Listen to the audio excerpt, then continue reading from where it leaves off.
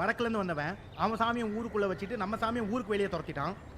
அவன் சாத்திரத்தை உள்ளே கொண்டு வந்து மேல் ஜாதி கீழ் ஜாதின்னு பிரித்து நம்மளை மோசம் பண்ணிட்டான். எங்கே அவன் உன் நண்பன் தானே, அவன் உன்னை உன் கோயில் கர்ப்பகிரகத்துக்குள்ளே விட்டுருவானே?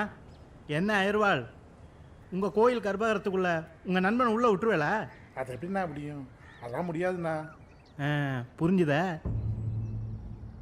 என்ன வேல்முருகன் அமைதி ஆயிட்டீங்க? காவியில் கரப்பட்டுருச்சு போல இருக்கே. துவைச்சு போட போறியா இல்லை கழட்டி வீச போறியா? முடிவு உன்னோடது. ஏய் வாடா. சமுத்திரமணி தம்பி, சமுத்திரமணி கூப்பிட்றாருண்ணா.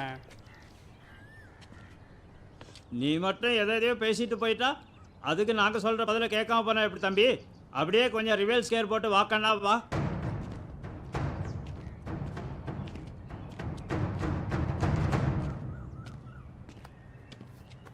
மாயோன் மேய காடுரை உலகமும் சேயோன் மேய மைவரை உலகமும் வேந்தன் மேய தீம்புனல் உலகமும் வர்ணன் மேய பெருமணல் உலகமும் முல்லை குறிஞ்சி மருதம் நெய்தல் என சொல்லிய முறையான் சொல்லவும் படுமே. இது என்னன்னு தெரியுமா? தெரியாது. இமயவில் வாங்கிய ஈச்சடை அந்தணன் உமையமர்ந்துயர்மலை இருந்தனாக ஐயிருத்தலையின் அரக்கர் கோமான் தொடிபொலித்தட கையின் கீழ் புகுந்த மலை எடுக்கல் செல்லாது உழைப்பவன் போல். இதாவது என்னன்னு தெரியுமா? தெரியாது. தமிழ் தெரியும் இல்லையா? நான் ரெண்டாவதா பாடினது 8 தொகையில வர கலித்தொகை செய்யுள். அது சங்க இலக்கியம்ப்பா.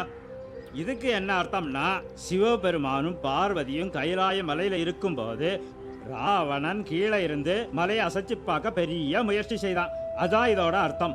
நான் முதல்ல ஒன்று சொன்னேனே, அது தமிழ் அகராதியிலேயே முதல்ல எழுதின நூல் தொல்காப்பியம்.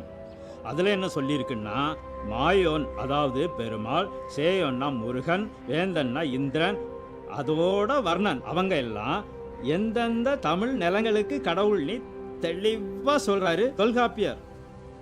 இப்ப எனக்கு என்ன சந்தேகம்னா, பல 1000 வருஷத்துக்கு முன்னாடியே தமிழர்கள் இந்த சாமியை கும்பிட்டாங்கன்னா அது தமிழனோட கடவுளா இல்லையா?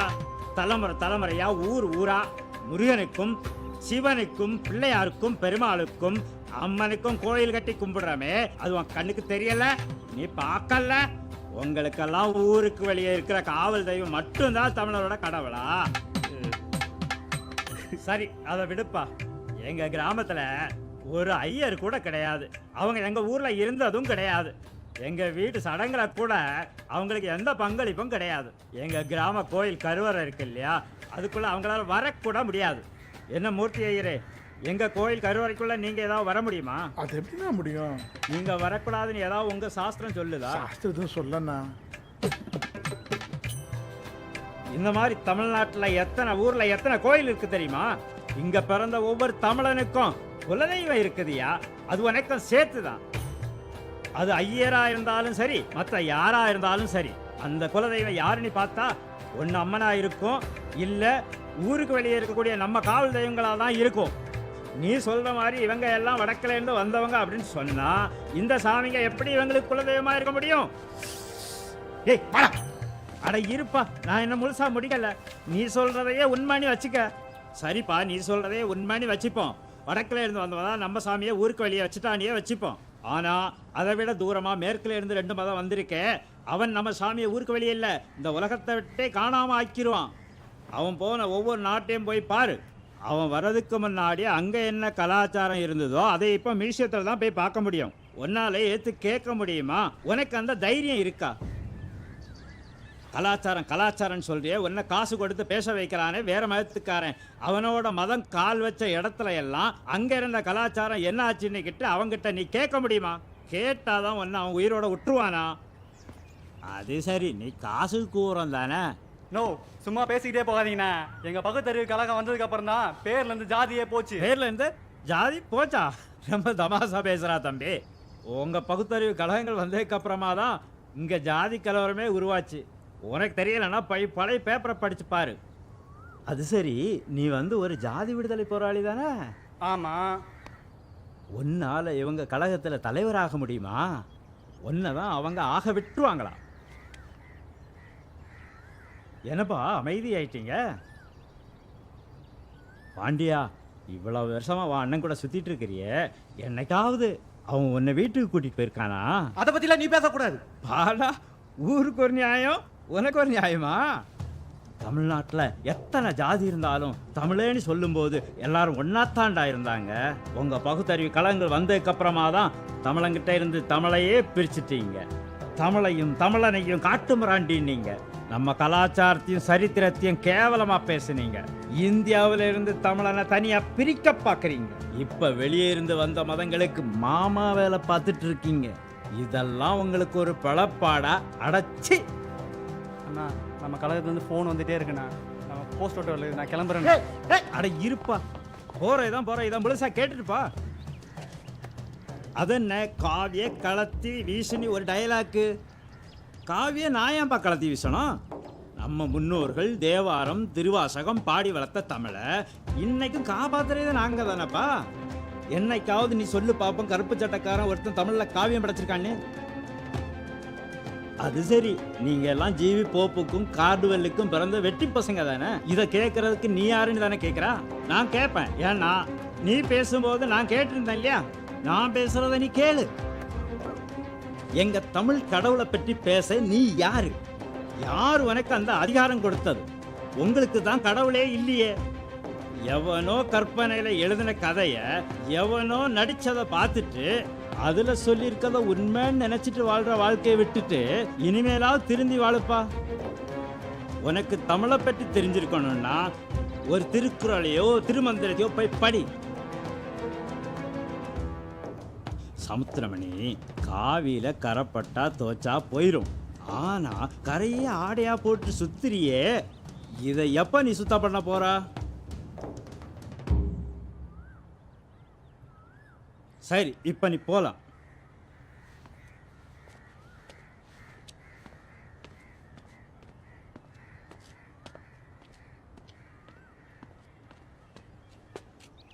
தம்பி, நாங்க அமைதியா இருக்கிறது எங்களுடைய பலவீனம் இல்லை, அது உங்க அதிர்ஷ்டம். அதை துரதிர்ஷ்டமா மாத்தாம பாத்துக்கிறது உங்களோட பொறுப்பு.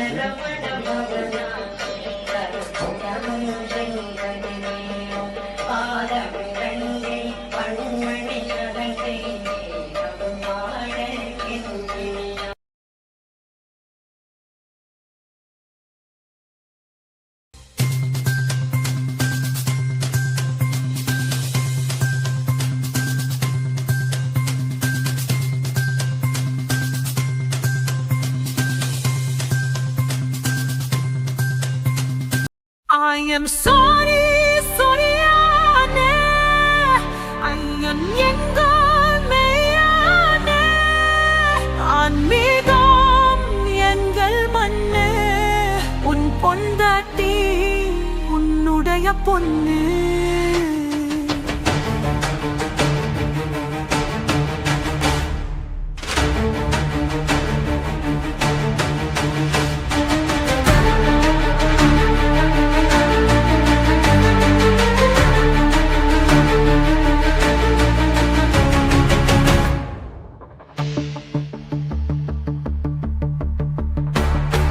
பதினெட்டு படியும் புண்ணியம் தெரியும் எங்கள் பெண்ணுக்கு பர்தாவ கரட்டி போட்டு முடிஞ்சா பாபரை வணங்கு பொண்ணாக்கு நாரெங்கும் நாத்தைகம் நாரி போச்சு நாடே எங்கள் வசம் மாறி போச்சு I am sorry, சொரியாயானே ஐயன் எங்கள் மரியாவானே ஆன்மீகம் எங்கள் மண்ணு உன் பொண்டாட்டி உன்னுடைய பொண்ணு